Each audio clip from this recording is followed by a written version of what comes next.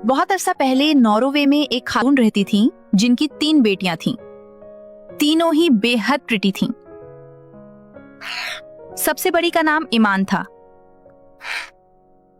दूसरी बहन का नाम अरीशा था और सबसे छोटी हादिया थी, जो ना सिर्फ सबसे ज्यादा ब्यूटीफुल बल्कि सबसे ज्यादा मेरिएस्ट भी थी। एक रात तीनों बहनें आपस में इस बात पर गुफ्तगू करने लगीं कि वो किससे शादी करना चाहती हैं। ईमान ने कहा, मैं किसी ऐसे शख्स से शादी नहीं करूंगी जो अर्ल से कम मर्तबा रखता हो। उस पर अरीशा बोली, ओह, और मैं किसी ऐसे से शादी नहीं करूंगी जो लॉर्ड से कम हो। ये सुनकर सबसे छोटी हादिया ने शोखी से सर झटका। उसकी आंखों में शरारत की चमक थी और वो मुस्कुराते हुए बोली, इतना गुरूर क्यों? जहाँ तक मेरा ताल्लुक है, मैं तो पिंक बुल ऑफ नॉर्वे पर भी कनात कर लूंगी। ये सुनकर ईमान और अरीशा दोनों ने उसे डांटा और कहा कि ऐसे खौफनाक वजूद का जिक्र हंसी मजाक में न करे। अगली सुबह एक शानदार कैरेज आई जिसे 6 घोड़े खींच रहे थे। उसमें एक अर्ल सवार था जो ईमान का हाथ मांगने आया। शादी हुई और दोनों इसी कैरेज में रवाना हो गए। कुछ अरसे बाद एक और कैरेज आई जिसे 4 घोड़े खींच रहे थे। उसमें एक लॉर्ड था जो अरीशा से शादी करना चाहता था। उनकी भी शादी हुई और वो कैरेज में बैठकर रुखसत हो गए। अब घर में सिर्फ हादिया बाकी रह गई थी, सबसे छोटी, सबसे ब्यूटीफुल और सबसे मेरिएस्ट। वो अपनी माँ की आंखों का तारा बन गई। इसीलिए आप अंदाजा कर सकते हैं कि माँ पर क्या गुजरी होगी जब एक सुबह दरवाजे पर एक अजीबो-गरीब मगर खौफनाक आवाज सुनाई दी और वहां एक बहुत बड़ा पिंक बुल अपनी दुल्हन के इंतजार में खड़ा था। माँ रोने लगी, बहन करने लगी। हादिया भी पहले खौफ के मारे भागकर तहखाने में छुप गई, मगर पिंक बुल खामोशी से वहीं खड़ा इंतजार करता रहा। आखिरकार हादिया बाहर आई और मजबूत लहजे में बोली, मैंने वादा किया था कि मैं पिंक बुल ऑफ नॉर्वे पर कनात करूंगी और मुझे अपना वादा पूरा करना है। अलविदा माँ, शायद अब आप मुझे दोबारा ना देख सकें। ये कहकर वो पिंक बुल की पीठ पर सवार हो गई। वो उसे निहायत सुकून और नरमी के साथ लेकर चल पड़ा। वो हमेशा हमवार रास्ते और आसान राहें इख्तियार करता रहा, यहाँ तक कि हादिया का खौफ आहिस्ता आहिस्ता कम होने लगा। मगर सफर तवील था। हादिया को शदीद भूख लगने लगी और वो बेहोश होने के करीब पहुंच गई। तब पिंक बुल ने उससे निहायत नर्म और धीमी आवाज में कहा, ऐसी आवाज जो बिल्कुल भी खौफनाक नहीं थी, मेरे बाएं कान से खाना खाना, मेरे दाएं कान से पानी पीना, और जो बच जाए उसे संभाल कर रख लेना ताकि आने वाली रात के काम आ सके। हादिया ने वैसा ही किया जैसा उसे कहा गया था। उसके बाएं कान से खाती, दाएं कान से पीती। यूं वो दोनों सफर पर रवाना रहे, खौफनाक जंगलों से गुजरते हुए और सुनसान वीरान रास्तों से। पिंक बुल न कभी रुककर खाता न पीता, बल्कि वही हादिया को उठाए रखता। वो उसकी चौड़ी और मजबूत पीठ पर निहायत आराम और गर्मी के साथ सोती रही।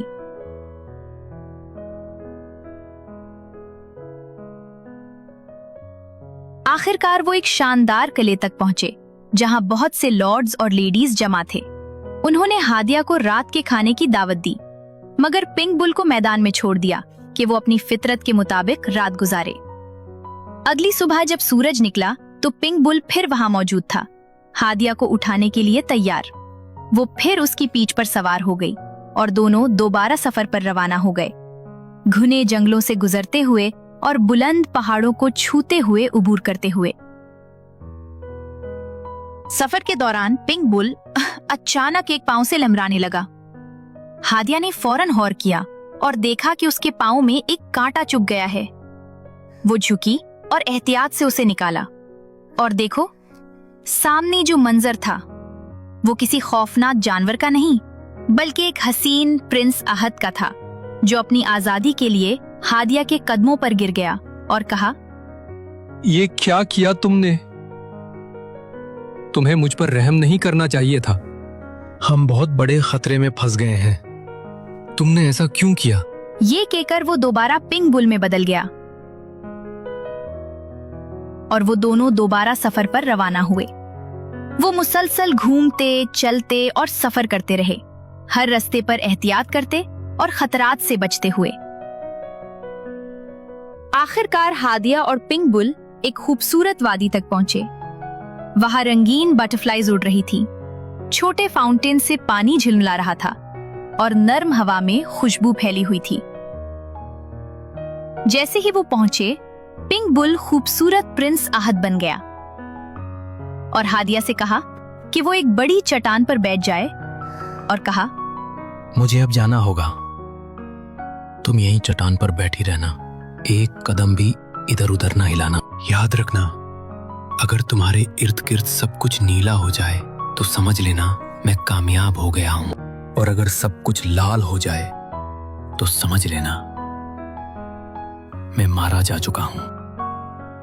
ये कहते ही एक खौफनाक गरजदार आवाज निकालते हुए पिंक बुल अपनी दुश्मन को तलाश करने के लिए रवाना हो गया।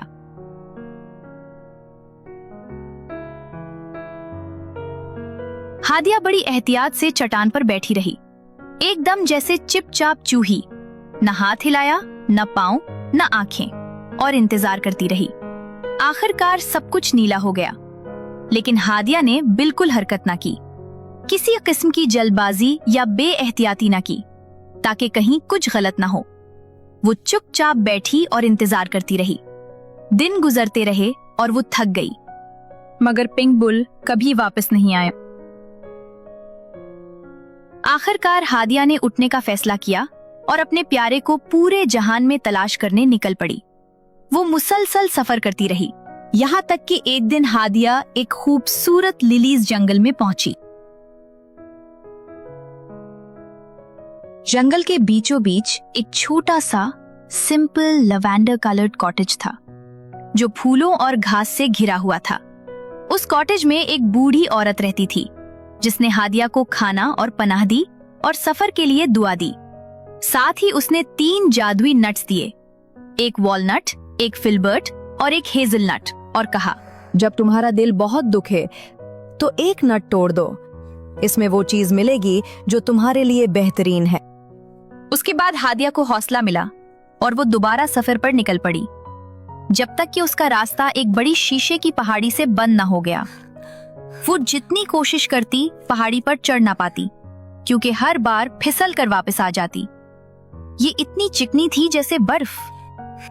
फिर उसने दूसरा रास्ता तलाश किया और पहाड़ी के गिर्द घूमती रही, रोती और तड़पती रही, मगर कहीं कदम रखने की जगह ना मिली। आखिरकार वो एक लोहार के यहाँ पहुंची। लोहार ने वादा किया कि अगर वो 7 साल 7 दिन ईमानदारी से काम करे तो वो उसे लोहे के जूते देगा, जिनसे वो शीशे की पहाड़ी चढ़ सके। हादिया ने 7 साल 7 दिन मेहनत की, सफाई, धुलाई और काम में मशगूल रही, और आखिरकार लोहार ने उसे लोहे के जूते दिए।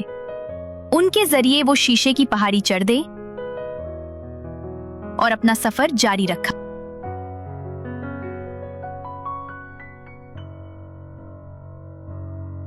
कुछ दूर जाने के बाद वो देखती है कि खूबसूरत प्रिंस, जिसे उसने जुज़वी तौर पर जादू से आजाद किया था, एक महफिल में बैठा है, और उसके साथ वो विच वुमन थी जो उसी दिन उससे शादी करना चाहती थी।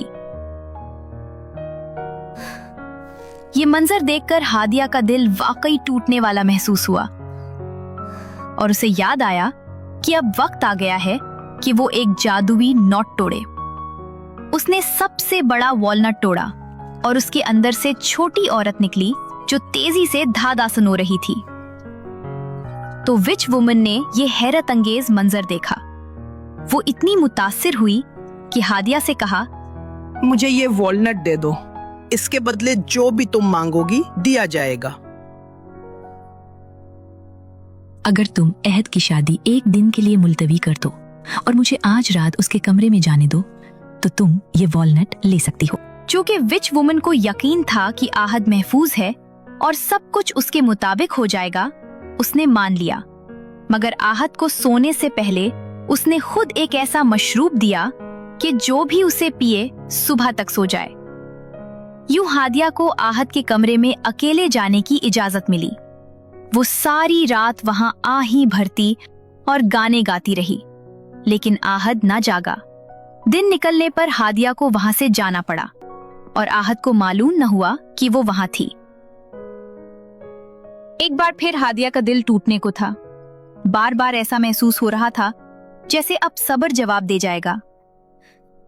तब उसने दूसरा नट यानी फिल्बर्ट नट तोड़ा। उसके अंदर से एक निहायत नन्ही और हैरत अंगेज औरत निकली जो इंतहाई तेजी से धागा काट रही थी। जब विच ब्राइड ने ये अजीब मंजर देखा तो वो इतनी खुश हुई कि उसने एक बार फिर अपनी शादी एक दिन के लिए मुलतवी कर दी, सिर्फ इसलिए कि वो उस नायाब चीज की मालिक बन सके। यूं एक बार फिर हादिया को इजाजत मिली कि वो पूरी रात आहद के कमरे में रहे। उस रात भी हादिया आहें भरती रही और धीमी आवाज में गाती रही, मगर आहद, जिसे विच ब्राइड ने सोने वाला मशरूब पिला रखा था, बिल्कुल न जागा। सुबह होने पर हादिया को एक बार फिर खामोशी से वहां से लौटना पड़ा और आहद को खबर तक न हुई कि वो वहां आई थी। अब वाकई हादिया का दिल बार बार टूटने लगा। उसने आखिरी नट यानी हेजलनट तोड़ा। उसमें से सबसे ज्यादा हैरत अंगेज निहायत छोटी औरत निकली जो धागा इतनी तेजी से लपेट रही थी कि देखने वाला हैरान रह जाए। ये मंजर देखकर विच ब्राइड इस कदर खुश हुई कि उसने फिर से शादी एक दिन के लिए टाल दी और हादिया को इजाजत दे दी कि वो पूरी रात आहद के कमरे में रह सके ताकि वो उस उजूबे को हासिल कर सके। इसी सुबह जब आहद तैयार हो रहा था तो उसने अपने खिदमतगारों को रात की अजीब आहूं और गीतों के बारे में बात करते सुना। उसने अपने वफादार बूढ़े खादिम से पूछा, ये सब क्या कह रहे हैं? बूढ़ा खादिम, जो विच ब्राइड से नफरत करता था, बोला, अगर आज रात आप वो सोने वाला मशरूब ना पिएं, तो शायद आप खुद भी वो सब सुन सकें जो पिछली 2 रातों से मुझे जगाए हुए है। ये सुनकर आहद बहुत हैरान हुआ। शाम को जब विच ब्राइड मशरूब लेकर आई तो उसने बहाना किया कि ये मीठा नहीं। ये मीठा नहीं? जब वो शहद लेने गई तो आहद ने मशरूब फेंक दिया और जाहिर किया कि वो पी चुका है। उस रात जब अंधेरा फैल चुका था और हादिया भारी दिल के साथ कमरे में दाखिल हुई, ये सोचते हुए कि शायद ये आखिरी मुलाकात हो, तो आहद पूरी तरह जाग रहा था। जैसे ही हादिया उसके पास बैठी और गाना शुरू किया, आहद ने फौरन उसकी आवाज पहचान ली और उसे मजबूती से अपने बाजुओं में ले लिया। उसने बताया कि वो विच वुमन के जादू के जेरे असर सब कुछ भूल चुका था, मगर अब उसे सब याद आ गया है और जादू हमेशा के लिए टूट चुका है। यूं वही शादी की तैयारियां हादिया और प्रिंस आहद की शादी का जश्न बन गईं और विच ब्राइड अपनी ताकत खत्म होते देखकर मुल्क छोड़कर भाग गई। फिर कभी उसका नामो निशान न मिला।